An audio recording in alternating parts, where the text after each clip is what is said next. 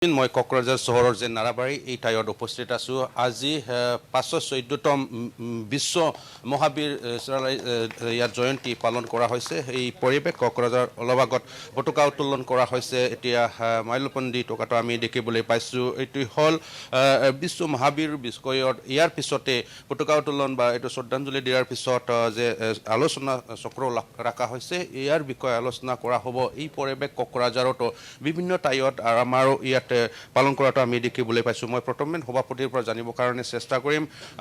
আজি ইয়াত কোন কোনে অৰ্গেনাইজ কৰিলে অলপ ক'ব নেকি?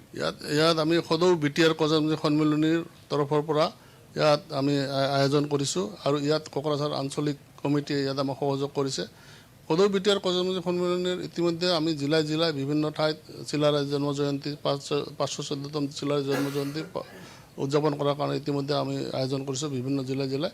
ইয়াতো আমি সেই একেই কোকৰাঝাৰ জিলা কমিটিৰ জিলা আঞ্চলিক কমিটিৰ উদ্যোগত আমি ইয়াত আয়োজন কৰিছোঁ আৰু ইয়াত আমাৰ কাৰ্যসূচী হোৱাৰ পিছতে আমি এটা আলোচনা চক্ৰ কৰিম, য'ত আমি আমাৰ জনজাতিকৰণ দাবীৰ সম্পৰ্কে আমি আলোচনা কৰিম। আৰু জনজাতিকৰণ দাবীত এতিয়ালৈকে অসম চৰকাৰে আমাৰ দাবী মানি নোলোৱাৰ কাৰণে আমি ক্ষোভিত আৰু ইয়াৰ প্ৰত্যুত্তৰ আমি ভোটেৰে দিম বুলি আমি ইতিমধ্যে স্থিৰাং কৰিছোঁ।